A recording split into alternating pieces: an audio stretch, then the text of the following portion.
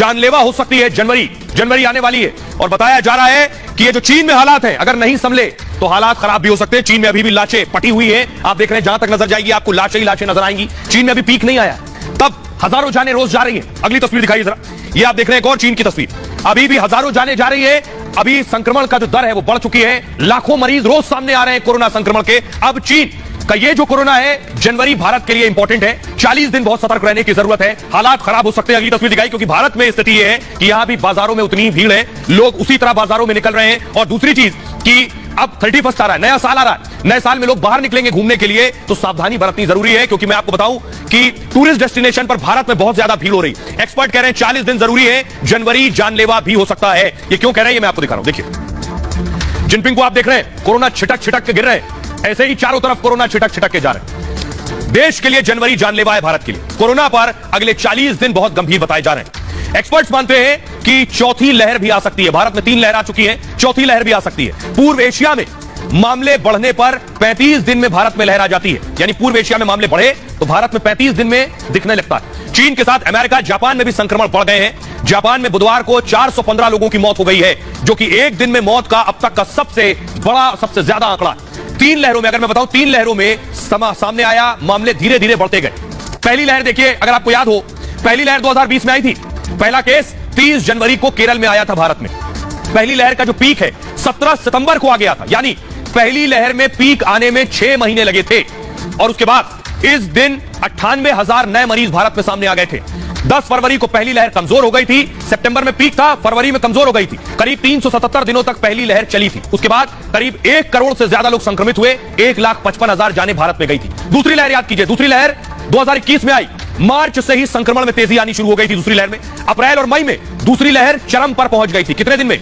सिर्फ 2 महीने में भारत में पीक आ गया था। पहले में 6 महीने में पीक आया, दूसरी लहर में 2 महीने में पीक आया। 61 दिन में कोरोना ने तबाही मचानी देश में शुरू कर दी थी। हर दिन औसतन 2000 से ज्यादा कोरोना से मौतें होने लगी थी। 6 मई को दूसरी लहर का पीक आ गया था, तब तक एक दिन में 4 लाख से ज्यादा केस सामने आ रहे थे।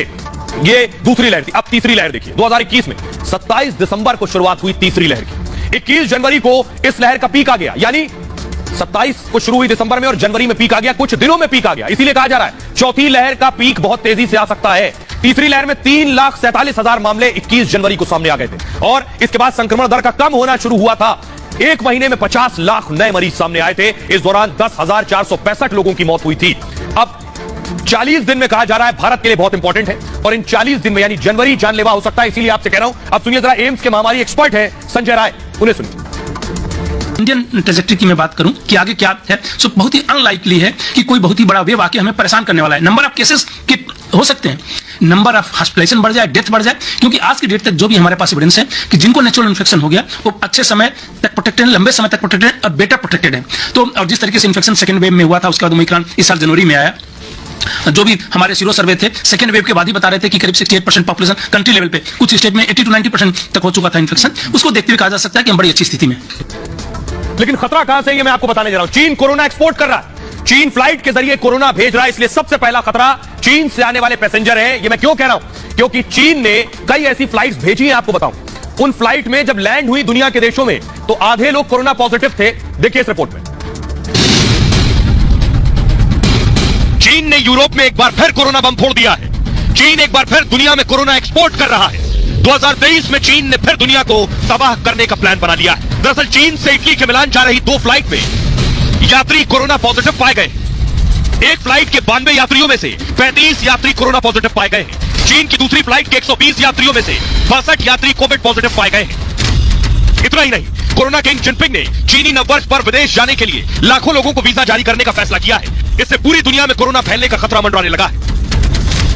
और आइए अब मैं आपको बताने जा रहा हूं, चीन कोरोना एक्सपोर्ट कर रहा है पूरी दुनिया में। भारत ने किन किन देशों से आने वाली फ्लाइट्स पर निगरानी शुरू कर दी है और कह दिया है बिना रिपोर्ट नेगेटिव के भारत में एंट्री नहीं मिलेगी। देखिए कौन कौन से देश हैं, तैयारी है आपके सामने। देखिए, चीन से भारत आने वाली फ्लाइट, दक्षिण कोरिया से भारत आने वाली फ्लाइट, जापान से भारत आने वाली फ्लाइट, थाईलैंड से अगर जो फ्लाइट भारत आ रही है, हांगकांग से और सिंगापुर से। ये जो देश है जिन्हें आप देख रहे हैं, इनसे फ्लाइट से जो भी पैसेंजर आ रहा है उसे अपनी नेगेटिव रिपोर्ट लेकर आनी होगी। भारत ने क्यों किया है आरटीपीसीआर रिपोर्ट नेगेटिव हो? आइए आपको बताता हूं कि आखिर ये करने के पीछे वजह यह कि इन देशों में हालात खराब है। इन देशों में स्थिति क्या है कोरोना की, तभी भारत ने फैसला लिया है। इन 6 देशों में हालात देखिए, कोरोना से लगातार केसेस बढ़ रहे हैं। ये आपके सामने आ गया, हर दिन करीब ये मैं आपको दिखा रहा हूं चीन की हालत। हर दिन करीब 3 करोड़ 70 लाख नए मरीज चीन में सामने आ रहे हैं। लगभग 25 करोड़ लोग संक्रमित हो चुके हैं। अस्पतालों में व्हीलचेयर से जमीन तक इलाज चल रहा है चीन में। शमशान में अंतिम संस्कार की 2000 तक वेटिंग चल रही। अगला देश देखिए हांगकांग। हांगकांग से जिसे भारत आना है वो आरटीपीसीआर रिपोर्ट नेगेटिव लेकर आए। 24,000 नए मरीज हांगकांग में सामने आए। अब तक 11,683 लोगों की मौत हो चुकी है।